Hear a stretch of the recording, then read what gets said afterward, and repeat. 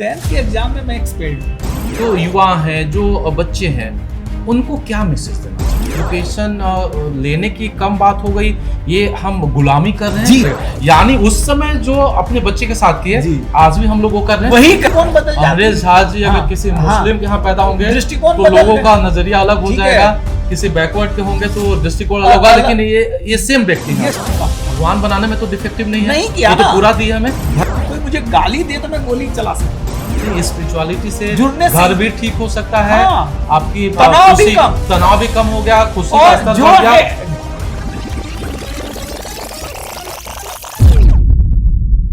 नमस्कार दोस्तों, आप लोग का स्वागत है।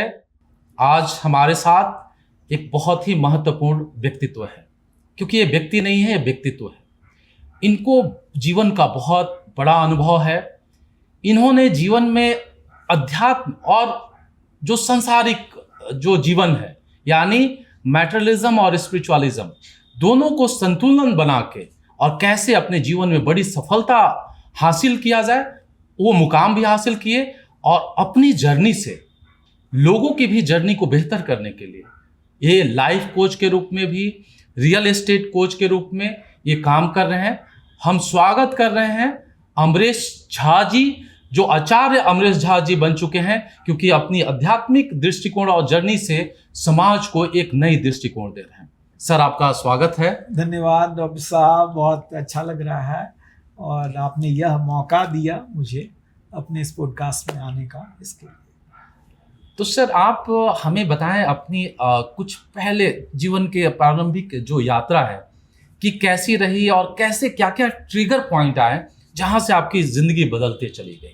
जी, मुझे याद है कि मेरा तो जन्म बिहार में सहरसा है, छोटे से गांव में, जहाँ स्कूल की ना अच्छी व्यवस्था थी। बूढ़े में बैठ के पढ़ाई किया। मुझे लगता है आप भी इस तरह मैं बड़ा से पढ़ा हूँ, एकदम बड़ा से पढ़ा हूँ, और मैं 10 तक लालटेन में पढ़ा हूँ जी। तो ऐसी स्थिति थी। और हाई स्कूल में जब आए तो टीचर नहीं, पेरेंट्स, बच्चे नहीं स्कूल में। तो हमारे यहाँ सारे बच्चे जब 10th का एग्जाम देते थे, तो आप भी रहे हैं, बिहार और झारखंड तो सटा हुआ है, पहले बिहार ही था उस समय, बिहार ही था। तो सारे पेरेंट्स जो है बच्चों को किसी तरह पास करा दें, 10th पास करा दें, शायद तो कहीं नौकरी कर लेगा, पुलिस में बहाल हो जाएगा, कुछ हो जाएगा। तो 10th के एग्जाम में मैं एक्सपेल्ड हो गया। अच्छा। तो मेरा भाई उधर से विंडो से चीट फेंका और मैंने कैच किया। वो भी मुझे याद है, संस्कृत का पेपर था, आखिरी पेपर था। ओवरऑल में फिर भी ठीक ठाक था, अच्छा था, मैं फर्स्ट डिवीजन से पास कर जाता। लेकिन पता नहीं क्या हुआ कि संस्कृत का दिन था, हमने कहा चलो सब तो चोरी ही बच्चा कर रहा है, 100% बच्चा चोरी कर रहा था। तो मेरा शायद किस्मत ठीक नहीं था, तो वो मैं कैच किया। उधर से एग्जाम कंट्रोलर देख लिया और आया, मेरा वो चीट निकाल लिया और मुझे एक्सपेल कर दिया। 15-16 साल मेरी उम्र थी और मैं एक आध बार रिक्वेस्ट किया, बोला कि उसने डांटा कि यदि अब तुम बोलोगे तुमको जेल भेजेंगे। तो फिर मैं कुछ बोला नहीं, वो बाहर निकला। मेरे बड़े भाई बड़ा दुखी हो गए, हालांकि वो पुलिस में थे, लेकिन उसके बाद भी बहुत दुखी हो गई, उनके वजह से मैं एक्सपेल्ड हो गया। घर आया, तब तक मैं नहीं समझ पाया कि इसका क्या रिएक्शन हो सकता है। तब तक मुझे नॉर्मल ही लगा। लेकिन फिर घर आने के बाद पता चला, क्योंकि मेरे घर में हम लोग ऐसे भी ब्राह्मण फैमिली से हैं, सब लोग नौकरी को और पढ़ाई को ही महत्व देते थे। मेरे कई भाई तो डॉक्टर, कोई आईटी कर रहा है, तो कज़न लोग, तो सब लोगों को लगा, पढ़े लिखे ही लोग थे हमारे फैमिली में भी, कि ये शायद नालायक हो गया। तो लेकिन मुझे उस समय याद आया, कबीर साहब कहते हैं, लीक लीक गाड़ी चले, लीक लीक चले कपूत, लीक छार तीनों चले शायर सिंह सपूत। तो हमने कहा कि भाई लीक पे तो सब लोग डॉक्टर, इंजीनियर, आईएएस बन रहे हैं, हमारे घर में प्रोफेसर, मैं कुछ अलग करूँगा, अलग करके दिखाऊंगा, जो घर में आज तक किसी ने नहीं किया। तो मुझे लगता है बचपन में मेरा वो टर्निंग पॉइंट, बहुत लोग निराश हो जाते हैं, मैं फेल हो गया, वो मेरे लिए इंस्पिरेशन हो गया। अब मैं कुछ बड़ा करके, यानी एक डॉट के रूप में आपने देखा कि एक कोई नया डॉट क्रिएट हुआ है, जिसको मुझे कनेक्ट करना जी। और मैं आपको डॉक्टर साहब बताऊं कि मैं अपने घर में, हम लोग कजन, मेरे पिताजी 5 भाई थे, तो उसमें हम लोग 14 भाई थे। मेरा नंबर 13वां था। लेकिन सबसे पहले लोग अच्छे अच्छे ऑफिसर भी बने, पीसीएस भी किए, अलग अलग जॉब में गए, पहला बंदा मैं कार लेने वाला। पहला बंदा अपने पैसे से सहरसा, जो मेरा होम टाउन था, वहाँ घर खरीदा, दिल्ली में बड़ा घर खरीदा, और सब कुछ पहला करने वाला मैं बन गया। तो ये परमात्मा का धन्यवाद मैं कहता हूँ। मैं इतना होशियार नहीं शायद था और इतना इंटेलिजेंट नहीं था। पढ़ाई भी किया, तो उसके बाद एलएस कॉलेज मुजफ्फरपुर में पढ़ने का मौका मिला। फिर ग्रेजुएशन भी दिल्ली चले गए, तो ग्रेजुएशन भी बड़ा बाद हुआ। फिर एमबीए करने की इच्छा थी, वो भी नहीं हो पाया। तो हमने मंजूर कर लिया, कोई बात नहीं, मेरा डेस्टिनेशन कुछ और है, परमात्मा कुछ और चाहता है। लेकिन एक चीज़ मैं कहना चाहूँगा कि नॉर्मल एजुकेशन ग्रेजुएशन के बाद मेरी हुई नहीं, लेकिन जो सेल्फ डेवलपमेंट की लर्निंग है, हजारों किताब में पढ़ा, महापुरुषों को पढ़ा, स्पिरिचुअल बुक पढ़ा, इंस्पिरेशनल बुक पढ़ा, और फिर प्रोग्राम में जाना शुरू किया जो खुद सक्सेस हुए हैं। वो जो देखिए, स्कूल कॉलेज में जो टीचर पढ़ाते हैं, किताबी ज्ञान देते हैं, रियल लाइफ एग्जाम्पल तो देते नहीं। फिर जो लोग सक्सेसफुल हुए, उन लोगों के प्रोग्राम में जाना शुरू किया, सैकड़ों गुरु बनाया, और मैंने करोड़ों रुपए खर्च किया सीखने के ऊपर, पढ़ाई के बाद भी। अभी भी इस साल भी मैं अभी जो बात कर रहा हूँ ना, मैं आप सही जानते होंगे, टोनी रॉबिन्स दुनिया के one of the best coach हैं। उनके प्रोग्राम में अभी भी मैं इनरोल्ड हूँ, और इस साल मैंने, कहना नहीं चाहिए, $1,15,000, करीब 1 करोड़ रुपए से ज़्यादा तो फीस, इस साल मैंने फीस दिया है सीखने के लिए। शायद अमेरिका में एमबीए करने का भी MIT से $50 लाख खर्चा है, ठीक है, और वो भी 3 साल के प्रोग्राम के लिए। इतना पैसा मैं आज भी अपने लर्निंग पे खर्च कर रहा हूँ, सीख रहा हूँ, और शायद मैं इसलिए ग्रोथ कर पाया। जो सब मैं सोचा, और परमात्मा ने उस राह पे बढ़ाया। और मुझे लगता है, यदि मैं वहाँ जहाँ मुझे हिंदी इंग्लिश नहीं बोलने आता था, सहरसा में पैदा होकर के, जहाँ की मेरी कोई आपके तरह, आप तो एम्स में पढ़े हैं, ठीक है, तो वो भी बचपन में एक ड्रीम मेरा भी डॉक्टर बनने का था। अच्छा। लेकिन मेरे बड़े भाई मेरे अपने कज़न, मुझे याद है कि वो 86 में यहीं RMCH रांची में पढ़ाई करते थे। तो 86 में वो ज्वाइन किए थे मेडिकल, और जब मैं 12 किया 93, तब तक करीब 7-8 साल हो गया, 9 साल हो गया, वो पढ़ ही रहे थे। अच्छा। तो मैं जब 12वीं किया 95 में, 9 साल हो गया था, तब भैया MD कर रहे थे। मुझे लगा इतना पेशेंस मुझे नहीं है 9 साल तक पढ़ाई करने का, और शायद इतने पैसे भी नहीं है पेरेंट्स के पास, अब मुझे कुछ जल्दी करना था। तो आप लोगों को तो अपॉर्चुनिटी मिला, आप लोग इतने इंटेलिजेंट थे। लेकिन मैं उन लोगों को कहना चाहूँगा कि जिनको लगता है कि मुझे सपोर्ट नहीं मिला, मैं बचपन में कुछ खास नहीं कर पाया, लेकिन निराश होने की बात नहीं है। आप अपनी क्षमता को पहचानिए, उस पर काम करिए, और हर कोई अलग अलग है ना, सब डॉक्टर इंजीनियर बनने के लिए नहीं है। बचपन में हमने कहानी से, एक हमारी माँ कहती थी, या घर वाले कहते थे कि पढ़ोगे लिखोगे तो होगे नवाब, और खेलोगे कूदोगे तो होगे खराब। मैं रांची जब आया 2014 में, तो उसी साल मैं बताऊं कि रांची ही नहीं, झारखंड का हाईएस्ट टैक्स पेयर के नाम का जो लिस्ट आया, उसमें महेंद्र सिंह धोनी का नाम था। ठीक है, सबसे ज्यादा इनकम टैक्स देने वाला, यानी सबसे ज्यादा पैसा कमाने वाला। तो हमने तो बचपन में सुना था, खेलोगे तो हो जाओगे खराब, राइट, ठीक है। तो लोगों को ये नहीं सोचना चाहिए जो कैसा परिवेश है। लोग यही मुझसे कहते हैं, जो मुझे मौका नहीं मिला पढ़ने का, मुझे कोई सपोर्ट करने वाला नहीं है, नहीं तो मैं बड़ा बिजनेस करता। ये सब बात नहीं है, आप अपने अंदर की पावर को जगाइए और कुछ भी कर सकते हैं। अगर मैं आपसे ये जानूं कि अपनी अगर यात्रा, अगर आप जो देख रहे हैं, एजुकेशन सिस्टम जो हमारे भारतवर्ष में है, और एक ऐसे लोग हैं कि जो सेल्फ डेवलपमेंट की आप कुछ देर पहले चर्चा की है, और लर्निंग पे अभी भी उतना आप खर्च कर रहे हैं, जो मुझे लगता है कि बड़े बड़े डॉक्टर IAS IPS भी उतना अभी लर्निंग का क्रेविंग उनके अंदर नहीं है। और एक मेहनत के बाद, एक लर्निंग के बाद एक पद मिल जाता है, आप फिर कंफर्टेबल जोन में चले जाते हैं। आपने कंफर्ट को कभी उस मुकाम पे या उस जोन में जाने का आपने प्रयास नहीं किया। तो आप अगर अभी इस पॉडकास्ट में जो युवा हैं, जो बच्चे हैं, उनको क्या मैसेज देना चाहेंगे? मैं यह मैसेज देना चाहूँगा, जो यूथ है, मुझे बड़ा तकलीफ़ होता है कि मैं देख रहा हूँ हमारा, आपने एजुकेशन सिस्टम की बात की है जी। हमें याद है कि हम लोग के गांव में जब हम लोग छोटे थे 10th में कोई बच्चा पास हो जाए या फर्स्ट कर जाए 60% में फर्स्ट होता था, 90% में नहीं, 60% आ जाता था, पूरे गांव को लोग भोज करते थे, मिठाई बांटते थे, बड़ी बात होती थी। और आज मैं देखता हूँ 70-80% लाने वाले बच्चे डिप्रेशन में चले जाते हैं। अभी थोड़े दिन पहले मैं अखबार में पढ़ा कि 2 बच्चे जो है ना घर से निकला, स्कूल नहीं गया, भाग गया कहीं, 7th 8th का बच्चा, क्यों? उस होमवर्क नहीं किया।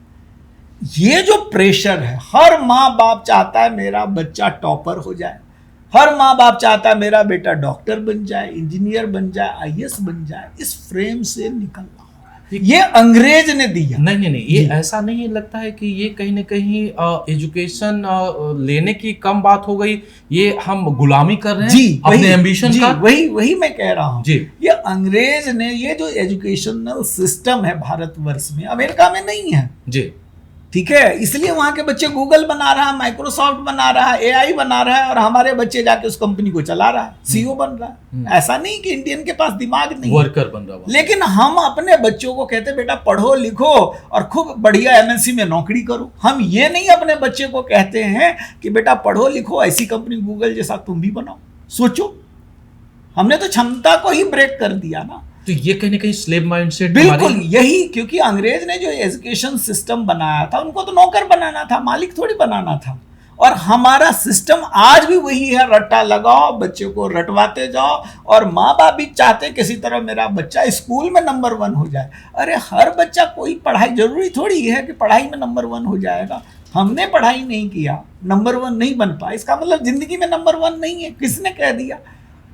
तो ये सिस्टम आपको अपने बच्चों को प्रतिभा क्या चीज में है, कोई खिलाड़ी बनने के लिए आए, कोई गायक बनने के लिए आए। एक हमने कहानी, डॉक्टर साहब आपने भी सुनी होगी, सुना था कि एक कोई इंजीनियर साहब थे, जब रिटायर्ड किए तो फेयरवेल पार्टी हुआ, और उस फेयरवेल पार्टी के बाद जब सब लोग विदा हो गए तो अपने बेडरूम में आए तो रोने लगे। तो उनकी पत्नी ने कहा क्या हुआ, इतना बढ़िया नौकरी रहा, आपके डिपार्टमेंट में बहुत लोग जेल चले गए, घूस कमाने में लग गए, नाम खराब हुआ, आपका नौकरी में कभी दाग नहीं रहा, इतना बढ़िया आपने नौकरी, फिर क्यों आज दुखी है? बोले मैं दुखी इसलिए हो रहा हूँ, रो इसलिए रहा हूँ, जब मैं कॉलेज में पढ़ता था तो लोग मुझे कहते तो तुम्हारा आवाज़ मोहम्मद रफ़ी की तरह है, तुम यहाँ क्या कर रहे हो, तुम्हें तो फिल्म इंडस्ट्री में होना चाहिए था, प्लेबैक सिंगर होना चाहिए।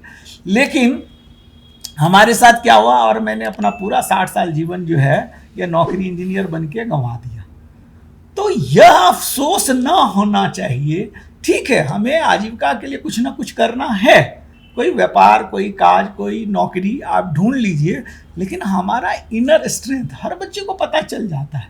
अभी देखिए वो वैभव सूर्यवंशी 15 साल का है, क्या छक्का चौका, 14 साल का है, या अभी शायद 15 साल का है, और सेंचुरी पे सेंचुरी मार रहा है। यदि उसके पेरेंट्स भी यही बात कहते कि नहीं तुमको तो अभी 10th तक पहले पढ़ो, पहले मैट्रिक में टॉप करो, कॉलेज में करो, फिर कुछ करना, तो थोड़ी कर पाओ। जिंदगी निकल जाने के बाद उतनी सहूलत लोगों को नहीं मिलती है जो उनको मिल गया। उसमें मुझे लगता है कि माइंडसेट का बहुत इंपॉर्टेंट रोल है, पेरेंट्स का बहुत बड़ा सपोर्ट। मैं वैभव के पेरेंट्स के बारे में कहना चाहूंगा, वो यहाँ वहां लेकर के उस उम्र में, जब पढ़ाने का उम्र था तो घुमा रहे थे अपने बच्चे को। तो अच्छा, दूसरा चीज पेरेंट्स को मैं यह कहना चाहूंगा कि सबसे बड़ा गलती करते हैं, बचपन से कहते तुम कुछ नहीं करोगे, हाँ, तुम नालायक हो, निगेटिव चीज, मैथ में अच्छा नंबर नहीं आया तो तुम बेकार हो। टीचर भी यही बात कहते हैं, स्कूल में टीचर भी कहते हैं तुम किसी काम के नहीं हो। तो ये बच्चा को लगता है कि ना सच में मैं किसी काम के नहीं हूं, तो उसका बिलीफ पूरा का पूरा सिस्टम को निगेटिव हो जाता है, और सोचता है मैं जिंदगी में ही कुछ करने लायक नहीं हूं। तो ये चीज को यदि लोग देखे, टीचर देखे, पेरेंट्स देखे, और बच्चे को भी, क्योंकि आज का जो जेनजी वाला जनरेशन है, इसलिए आजकल सुन नहीं रहा, हाँ, बच्चे टीचर का सुन रहा है, माँ बाप का सुन रहा है, लेकिन बच्चे भी इंटेलिजेंट हैं। और क्योंकि AI एरा है, एक AI में अकेला एक बंदा $1 बिलियन का बिजनेस खड़ा कर लेता है, तो उसको अपनी क्षमता को बढ़ाने, और सारा इंफॉर्मेशन है, अब एक चैट GPT में, एक गूगल में सब कुछ है, कोई ज्ञान की जरूरत नहीं है, नहीं जो सिर्फ स्कूल में मिलेगा, कॉलेज में मिलेगा। तो बच्चों को भी ये लेना चाहिए कि मेरा क्या चीज़ में मज़ा आ रहा है, क्या चीज़ में इंटरेस्ट है, और क्या चीज़ में मेरा दिमाग ज़्यादा चलता है, किस चीज़ में मेरी क्रिएटिविटी है, और पेरेंट्स को भी इसमें सपोर्ट करना चाहिए। तो भारत तो शुरू से महान रहा है। बिल्कुल, बौद्धिक क्षमता हमेशा हाई रहा है और कुछ भी करने की क्षमता है। अगर सर मैं आपसे ये जानना चाहूँ कि ये जो मेंटल ब्लॉक का जो माइंडसेट है, ये पेरेंट्स और बच्चे के बीच का ही पूरा एजुकेशन सिस्टम का खेल है, और जो हमारा एजुकेशन सिस्टम है जो अभी ट्रैप हो गया है, इस माइंडसेट को कैसे ब्रेक किया जाए, इसमें आपका क्या एडवाइस है? जी, क्या होता है 7 साल तक बच्चा का कॉन्शियस माइंड नहीं बनता है, सब कॉन्शियस ही एक्टिवेट रहता है। आज ही मैं उस वक्त आते समय यहाँ पे अष्टावक्र महागीता का प्रवचन सुन रहा था। अष्टावक्र 12 साल का बच्चा था। एक तो पहले पेट में आपने सुना होगा, जब वो पेट में था तो शास्त्र की बात, उसके माँ पिताजी बड़े विद्वान थे, ठीक है, बात कर रहे थे, तो उन्होंने कहा पेट से ही कि भाई ये सांस वास पढ़ने से, लिखने से और बोलने से परमात्मा की अनुभूति नहीं होती है। हाँ। तो पिताजी प्रकांड विद्वान नाराज हो गए, अरे तुम अभी पेट में हो रही हमको पढ़ा रहे हो, जाओ तुम टेढ़ा हो जाओ 8 जगह से। तो जब पैदा हुए अष्टावक्र जी तो 8 जगह से टेढ़े हुए। तो ईगो का खेल मतलब उस समय भी उस समय में था। हाँ, क्या मुझे बताओ, उनके पिताजी का अपना ईगो ही था। ईगो ही था, तो कौन अपने बच्चे को ये करेगा? यानी उस समय जो अपने बच्चे के साथ किए, आज भी हम लोग वो कर रहे हैं, वही कर रहे हैं। वही मैं कह रहा हूँ ना, मेरा ड्रीम था ना एम्स में पढ़ने का, ठीक है, मेरा ड्रीम था ना IT का, मेरा मन था IAS बनने का, मेरा इच्छा तुम पूरा करो। हम थोपते हैं, आपको करना चाहिए, आप उसको क्या करना, वो भगवान बनाए, वो देख लेगा। 12 साल का बच्चा अष्टावक्र, राजा जनक, जो कि वो खुद विद्वान थे, हाईली स्पिरिचुअल पर्सन, अध्यात्म थे, और हजारों पंडितों को बुला के, वेद पाठ के जानकारों को बुला के उन्होंने चर्चा किया, कोई परमात्मा के बारे में मुझे बताए। तो अष्टावक्र जी ने कहा, जब उस सभा में गए तो सारे लोग हंसने लगे इनको देख करके, क्योंकि उनके पिताजी शस्त्रार्थ कर रहे थे। तो किसी ने कहा कि आपका पिताजी को अभी जेल भेजेगा, क्योंकि वो यही नियम था, जो हारेगा वो जेल जाएगा।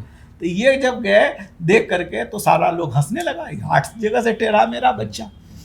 तो राजा ये भी हंसने लगा। तो जनक जी बोले, ये लोग हंस रहे हैं मैं समझ रहा हूँ, लेकिन तुम क्यों हंस रहे हो?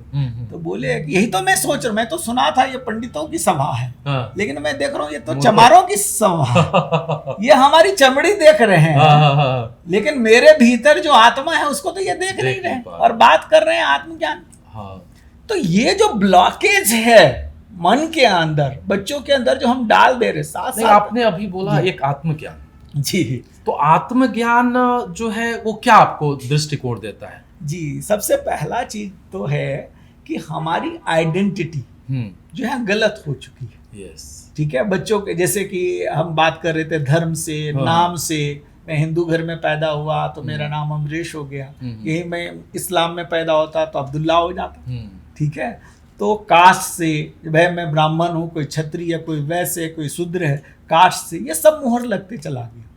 तो हमारी आइडेंटिटी, एक गरीब बच्चा किसी छोटी जाति में पैदा हो गया तो उसको थप्पा लगा दिया, दृष्टिकोण बदल जाता है। अंग्रेज शाह जी अगर किसी मुस्लिम के यहाँ पैदा होंगे तो लोगों का नजरिया अलग हो जाएगा, किसी बैकवर्ड के होंगे तो दृष्टिकोण अलग होगा, लेकिन ये सेम व्यक्ति है, सेम व्यक्ति, हमारे अंदर चेतना तो वही है, शरीर वही है, बुद्धि वही है, बौद्धिक क्षमता वही है। तो ये जो है, मतलब समाज ने हमें एक आइडेंटिटी जन्म होने के बाद दे दिया। हम आए थे एकदम, हर बच्चा मस्त आता है, स्वस्थ आता है, आनंदित आता है, लेकिन समाज ने एक मुहर लगा दिया, नहीं अभी तो तुमको ये करना है, एक बैगेज दे, फ्रीडम को हमने कॉम्प्रोमाइज कर दिया। और हमारी आइडेंटिटी बन गई कि मैं शरीर हूँ, मेरी आइडेंटिटी बन गई कि मैं वकील हूँ, मैं डॉक्टर हूँ, मैं इंजीनियर हूँ, और असली में जो मेरा आइडेंटिटी उसको हम भूल गए, वो गायब हो गया। यहीं से क्राइसिस शुरू हो रहा है। यहीं से क्राइसिस क्या शुरू हुआ कि हम अपने आप को शरीर मानते हैं, अपने आप को मन मानते हैं, जो हमारे भीतर का वो सोल है, जो हमारी आत्मा है, उसको तो हम जाने ही नहीं। हमने सिर्फ सुना, कभी किसी ने कहा अच्छा आत्मा हो, हमने कभी माना, सिर्फ माना जाता है, हमने कभी एहसास नहीं किया। तो जब तक आपका माइंड, बॉडी और सोल कंग्रुएंस में नहीं आता, एक रूपता में नहीं आता है, तो जो परफॉर्म हम कर सकते थे, ठीक है ना, वो हम लाइफ में कर नहीं पाते। ठीक है, जो हमारी क्षमता थी 100% बहुत कम आप जी डिलीवर कर तो वो क्षमता को तो, क्योंकि मन कुछ समझिए ऐसा रथ हो जिसमें 4 घोड़ा तो लगा हुआ है, लेकिन एक पूरब खींच रहा है, एक उत्तर खींच रहा है, एक दक्षिण खींच रहा है, एक पश्चिम खींच रहा है, वो रथ कहाँ जाएगा? कहीं नहीं जाएगा। नहीं, आपकी इस बात से मुझे एक चीज़ समझ में आ रहा है, ये पूरा स्टडी करके देखा गया है कि ह्यूमन जो पोटेंशियल है उसका 3% ही हम अपने जीवन में यूज कर पाते हैं, 2%, वो भी 3% बहुत कम लोग यूज कर पाते हैं। यानी ये जो 97% का गैप है वो कहीं ना कहीं आत्मज्ञान और सोल के पावर से यूज कर सकते हैं, जो माइंड के थ्रू ही पूरे जीवन को हम लोग देख रहे हैं। बिल्कुल, अभी तक कहा जाता है कि आइंस्टीन भी 10% के ब्रैकेट को तोड़ नहीं पाए। कोई भी सुपर ब्रेन, सुपर मनुष्य भी जो अभी तक आया नहीं, यानी ह्यूमन के पास कितनी क्षमता है। भगवान बनाने में तो डिफेक्टिव नहीं है, नहीं किया तो पूरा दिया हमें। भगवान का तो सबसे बेस्ट 84 लाख योनियों में 84 लाख योनियों में सर्वोपरि सबसे बढ़िया कृति मनुष्य के रूप में बना है। आप तो आई सर्जन हैं, एक आंख मनुष्य को यदि बनाना पड़े, कोई फैक्ट्री नहीं है, नहीं है ना, अभी भी नहीं है ना, मतलब कितना करोड़ों खर्च कर लिया, खराब हो गया तो खराब हो गया, मतलब वैसा डुप्लीकेट आंख असली जैसा नहीं हो सकता। नहीं हो सकता है, ऑप्शन कोई भी डुप्लीकेट का कोई ऑप्शन नहीं आपके पास, नहीं है, अभी भी नहीं है, जबकि साइंस इतना प्रगति किया। ये वो लेंस चेंज कर सकते हैं। मनुष्य तो लाखों साल से है ना, हमारा लाखों साल का इतिहास है, और अभी भी साइंस ऐसा नहीं बना पाया कि same human body, same heart लगा दे, सेम आत्मा उसमें डाल दे, ऐसा नहीं बना पाया। तो भगवान की सबसे बेस्ट कृति मनुष्य है, ठीक है, और इतनी क्षमता दे करके भेजा मनुष्य उसका 1-2 जो आप कह रहे 1-2-3% ही यूज कर पा रहा है। क्यों? क्योंकि हमें एक लिमिटिंग बिलीफ में डाल दिया, बैगेज जी, छोटा सोचना, किसी तरह बिहार में हम लोग थे, में रहना, अरे शादी नहीं होगा, सरकारी नौकरी नहीं मिलेगा, फियर। अब ये सोचिए, एक लड़का इसलिए अब तैयारी कर रहा है, बैंक में क्लर्क बन रहा है, ठीक है, पुलिस में दौड़ लगा रहे, बिहार पुलिस बन जाऊं क्योंकि मेरी शादी हो जाएगी अच्छी लड़की से, दहेज भी मिलेगा, वो भी एक बहुत बड़ा मोटिवेशन बिहार में होता था, आज भी एक्चुअली। जब हम इस लिमिटेशंस में बांध रहे हैं तो हम कहाँ आगे जा सकते हैं? जी, बहुत शानदार सर। आप एक बहुत बड़े रियल एस्टेट एक अंपायर को भी चला रहे हैं, साथ में रियल एस्टेट कोच भी है।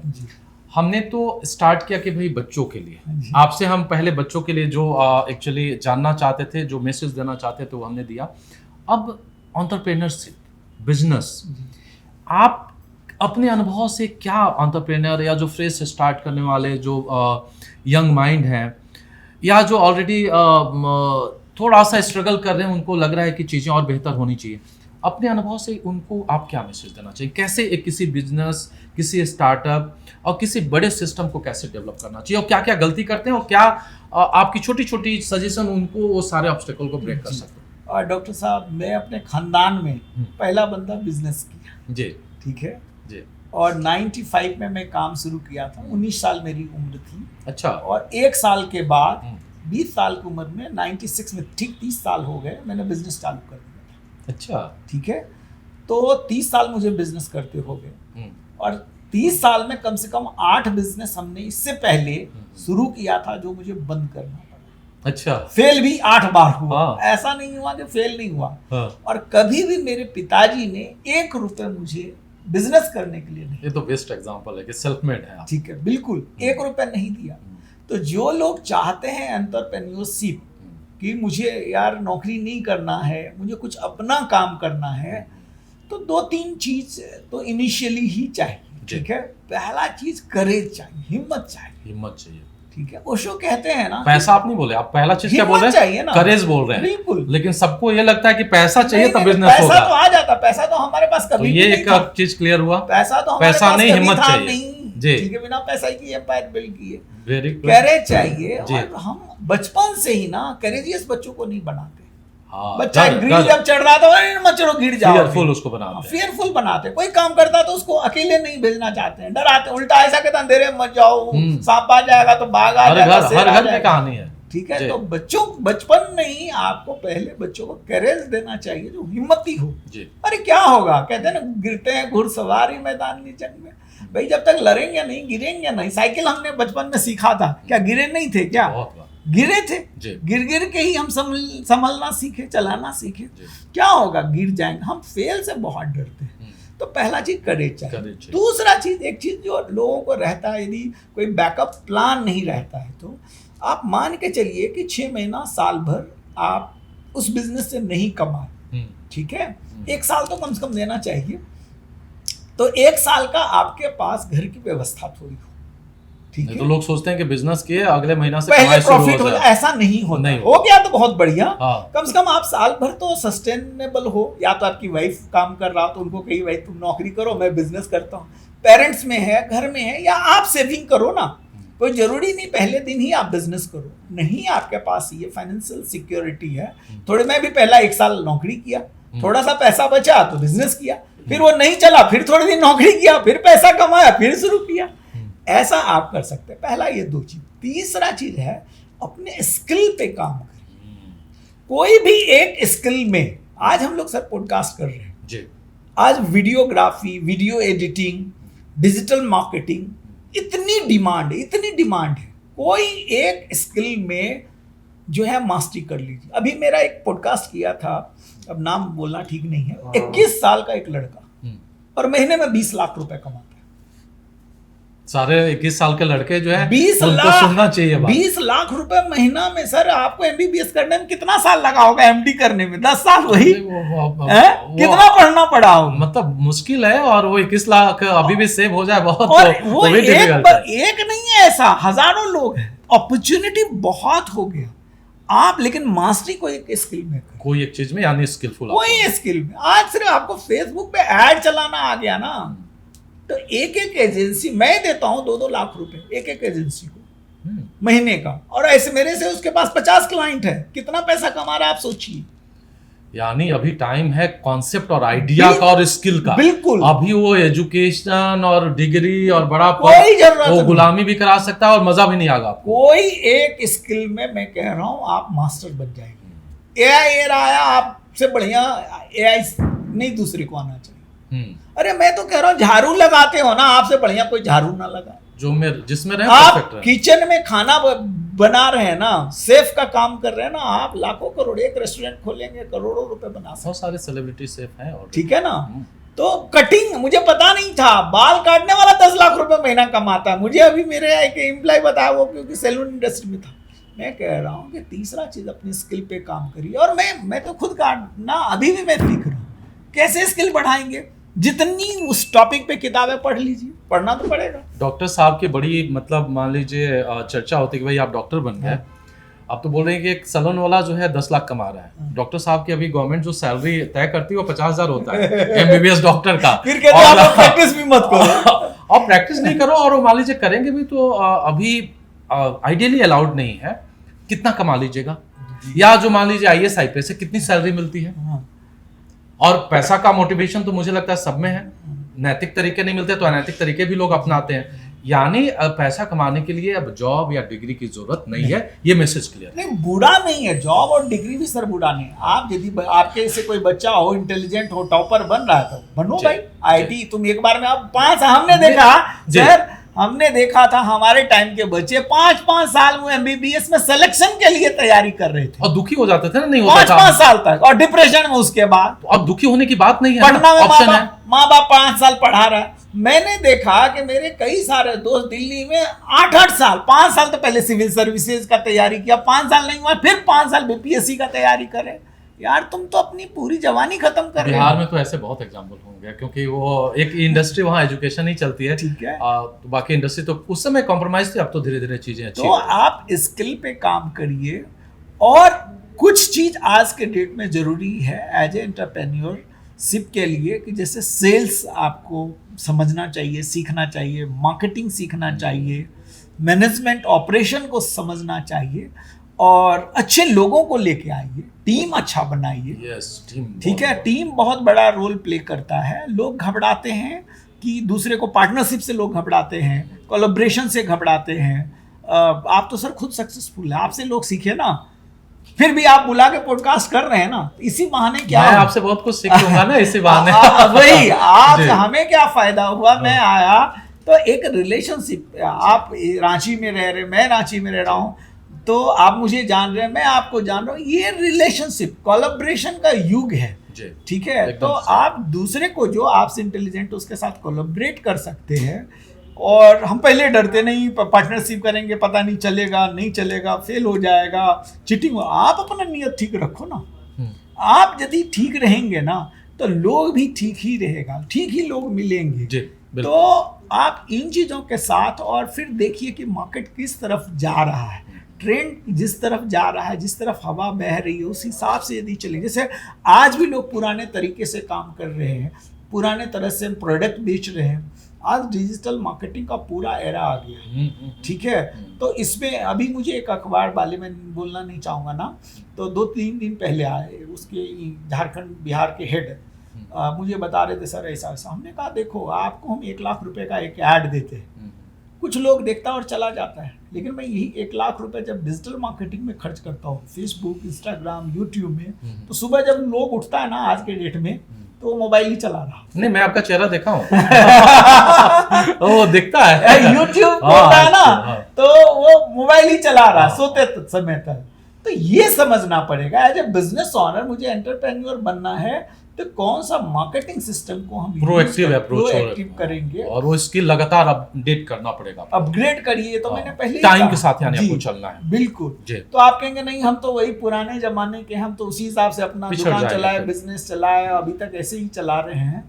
तो ऐसा नहीं, और ये करेंगे तो क्यों नहीं। अंबानी, अडानी, और हमारे देश में हजारों उदाहरण बन रहे हैं, ठीक है। अंबानी जी तो चलिए सेकंड जनरेशन है, अडानी जी तो इसी, कई लोग मुझे कहते हैं अच्छा मोदी जी ने सपोर्ट किया। भाई आपको किसी ने रोका है? मोदी जी से सपोर्ट ले लीजिए। आप सपोर्ट ले लीजिए, वो तो सबको तैयार है सपोर्ट करने के लिए। सबसे बड़ा एक गलत जो हम लोगों का प्रोग्रामिंग है ना, पैसा वाले को देखेंगे, अच्छा इस तो बेईमान होगा, ठीक है, फिर पैसा नहीं आएगा। हाँ, फिर आपको पैसा नहीं आएगा, क्योंकि आपने गलत नजरिया रखा है। यूनिवर्स को आप मैसेज दे रहे हैं, यदि दूसरे का मैनिफेस्टेशन नहीं होगा। हमें चाहिए मर्सिडीज, हम दूसरे का मर्सिडीज देके हमें जलन हो रहा है, हम कह रहे तो बेईमान है, लुटेरा है, ठगी कर रहा है, चोरी कर रहा है, तो आपने ब्लॉक कर दिया, यूनिवर्स को मैसेज दिया, ये चीज मुझे पसंद नहीं।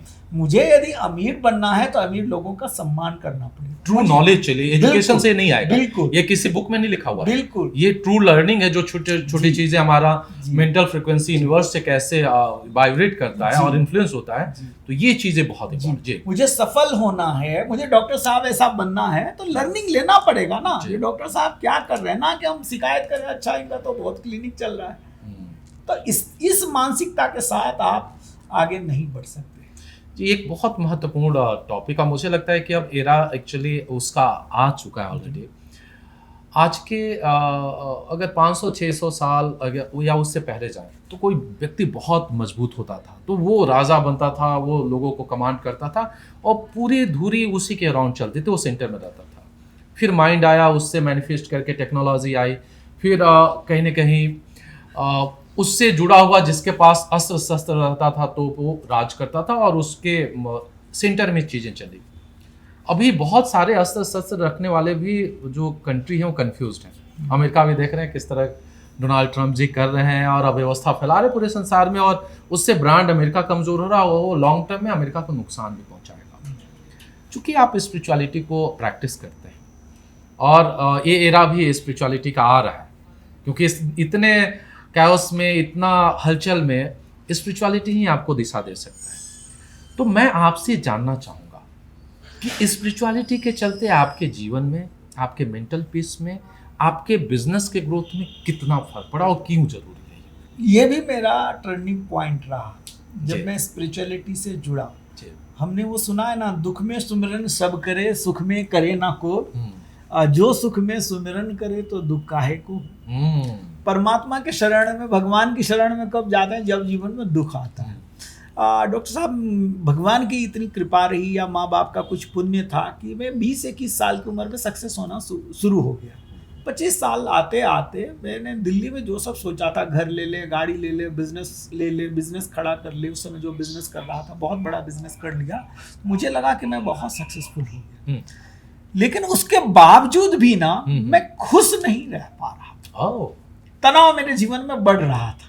यानी सक्सेस और स्ट्रेस दोनों साथ था। हाँ। मैं सोच रहा था कि जब ये गाड़ी आ जाएगी तो मैं खुश हो, मैं घर ले लूंगा खुश हो जाऊंगा, बिजनेस हो जाएगा, शादी कर लेंगे खुश हो जाऊंगा। मिल नहीं रहा था। पर सब कुछ होने के बावजूद भी मैं खुश नहीं, क्योंकि हमारे गुरुदेव ने एक लिखा है, गौतम बुद्ध का ही हाँ। वचन है, पहला प्रवचन ने दिया था सारनाथ में, भगवान बुद्ध इनलाइटमेंट के बाद कहते हैं, गौतम ने कहा, ए भिक्षुओं सुनो, मन ही सुख दुख का मूल हो।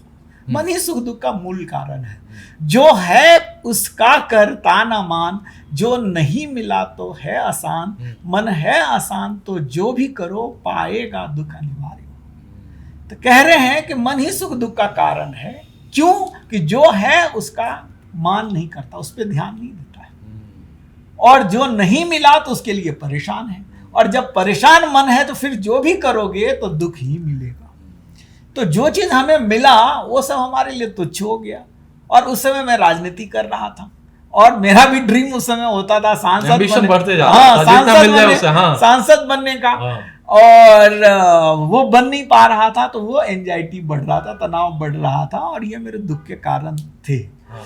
तो उस समय में फिर मैं थोड़ा, जब दुखी आप होते हैं तो कुछ आप तब भगवान को खोजते हैं, मंदिर जाते हैं, कोई गुरु को खोजते हैं। तो ढूंढते ढूंढते हमारे गुरुदेव समर्थ गुरु से मैं जब मिला, तो उन्होंने कहा कि ध्यान कैसे करना है, उनके सानिध्य में साधना करना शुरू किया।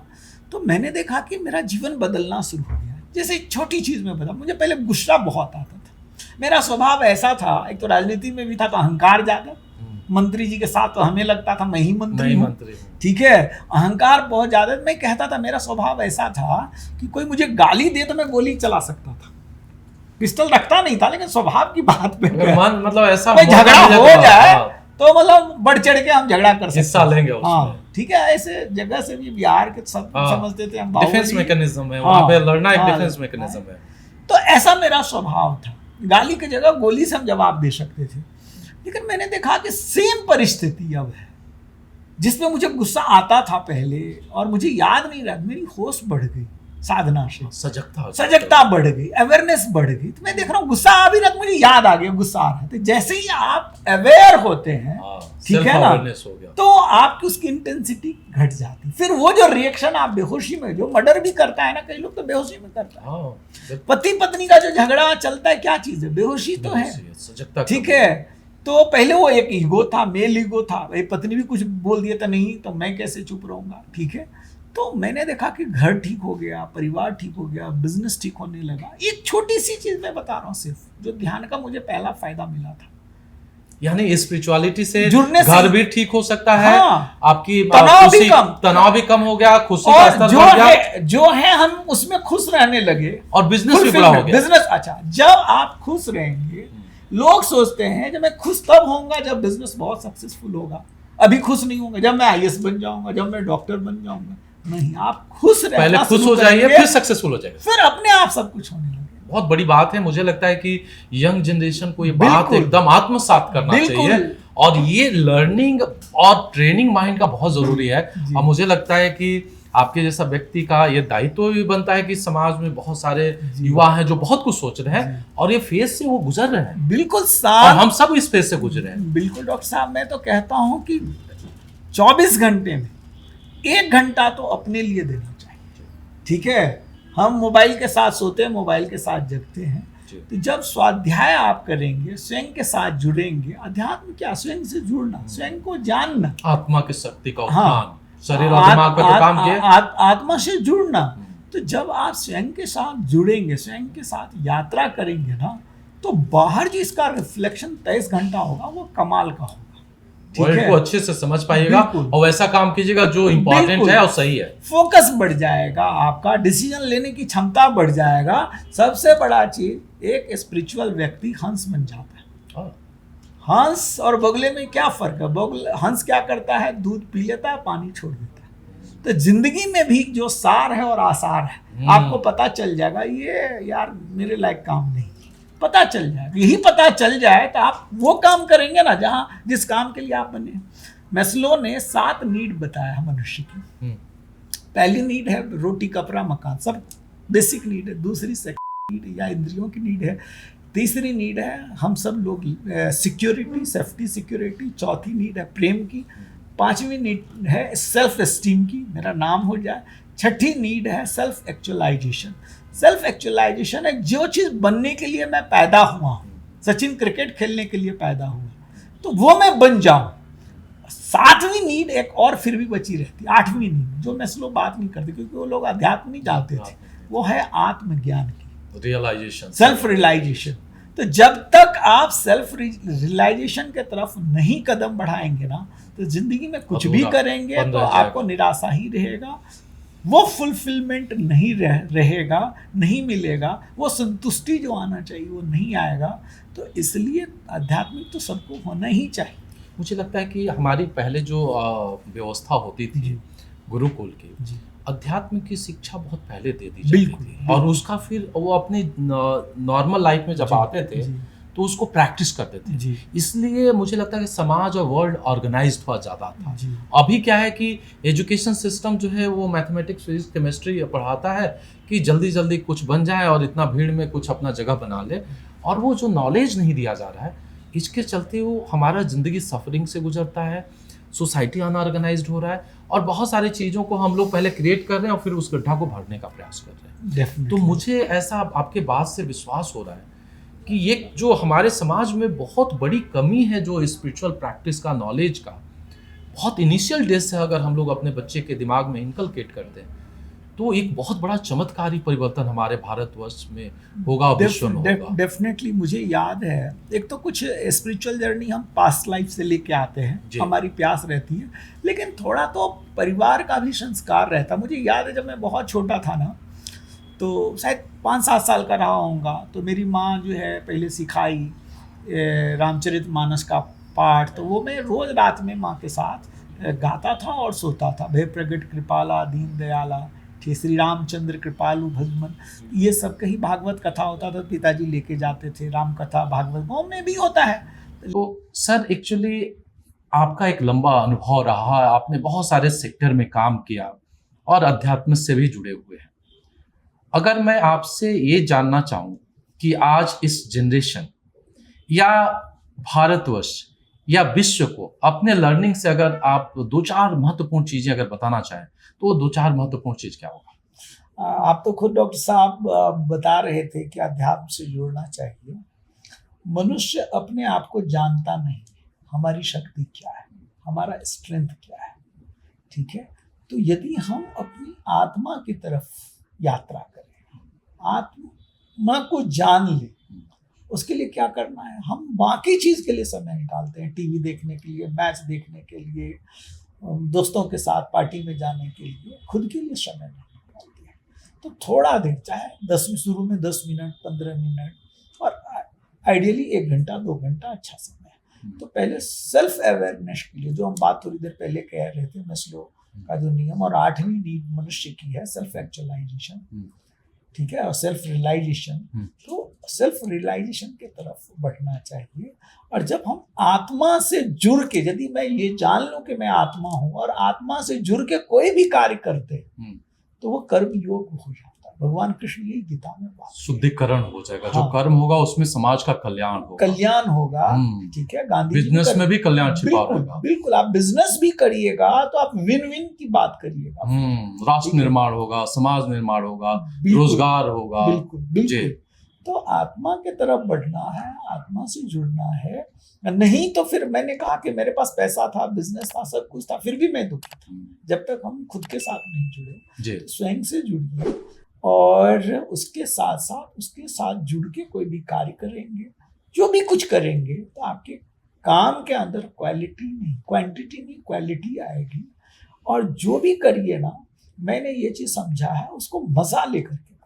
बहुत लोग ना जिंदगी में दुखी रहते, नौकरी पसंद नहीं, फिर भी मंडे आज है यार, फिर जाना पड़ेगा। ऑफिस है, बैंक में, मैं देख, मेरा एक मित्र है बैंक में मैनेजर है, वो हमेशा कहता है यार मैं कब नौकरी छोड़ दूं। छोड़ दो ना भाई, नहीं छोड़ कैसे देंगे, सरकारी नौकरी है, फिर मजा लो। फिर आप उसमें मजा लीजिए, जो काम कर रहे हैं तो मजा लेके करिए। और जब मजा लेके करेंगे तो जहां आप रहेंगे, जिस कार्य में रहेंगे, आपकी उन्नति होगी। कई लोग कहते हैं मैंने तो बहुत मेहनत किया, मेरा बॉस नहीं देखता है, ये जो मैं नौकरी करूं उसमें कोई प्रमोशन नहीं है, मैं टीचर हूँ तो क्या बनूंगा, रिटायरमेंट में प्रिंसिपल बनूंगा, ज़्यादा से ज़्यादा यही होगा। तो एक चीज़ और मैं कहता हूँ, ऊपर में कोई और बॉस वो भी देख रहा है, ठीक है, तो वो बहुत आगे आपको लेके जा सकता है।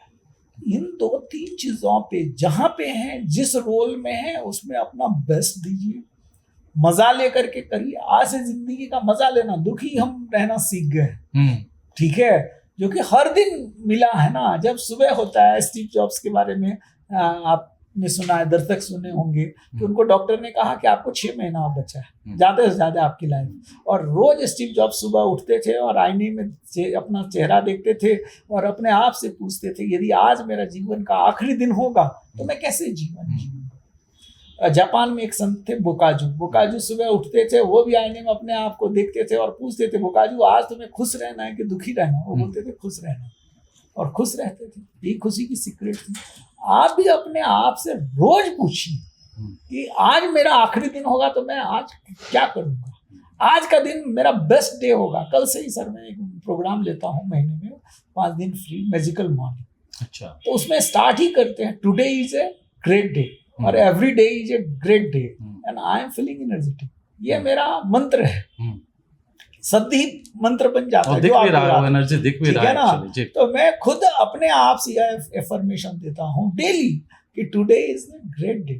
क्यों नहीं हम हर दिन को ग्रेट डे बना सकते? क्यों हम लोग जिंदगी काटते रहते हैं? जिंदगी को काटना नहीं, मजे से जीवन करना, बड़े पर्पस के, जिंदगी में पर्पस हर इंसान को सेट करना चाहिए।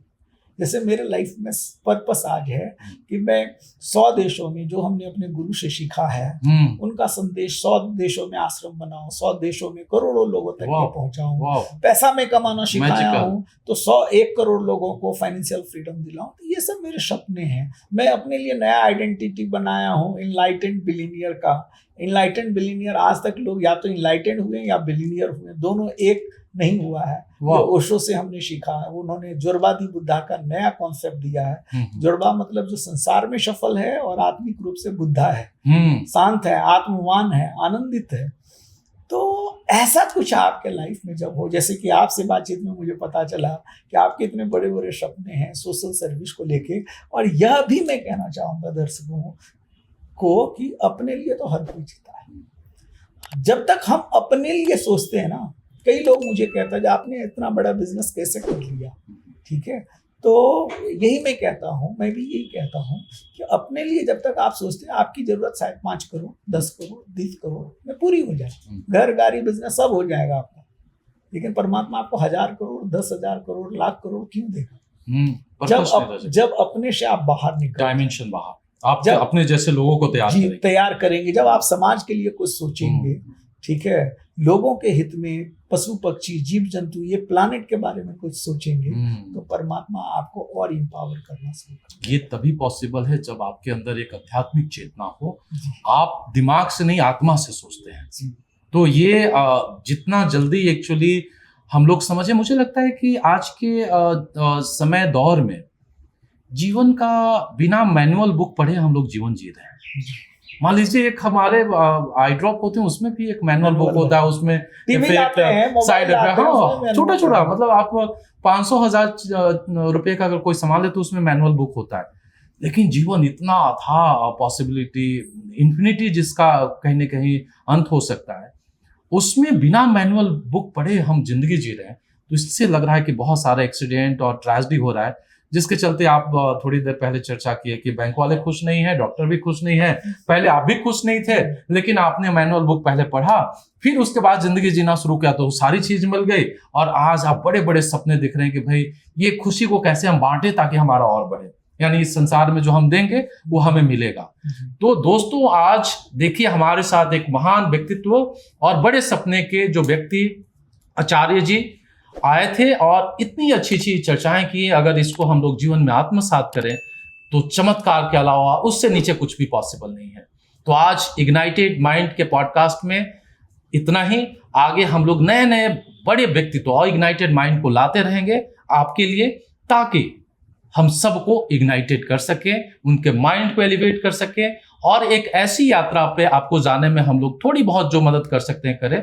और ये हमारा कहीं ना कहीं एक गिफ्ट होगा कि जो हमने सीखा समाज को दिया, हमारा दायित्व ही है। बहुत बहुत धन्यवाद। थैंक यू डॉक्टर साहब।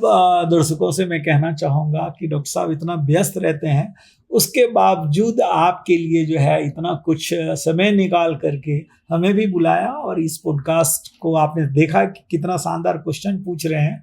यदि आपको लगे कि यह और लोगों तक जाना चाहिए तो ज़रूर लाइक करिएगा, शेयर करिएगा, हज़ारों लोगों तक पहुँचाइएगा, लाखों लोगों तक पहुँचाइएगा। बहुत थैंक यू।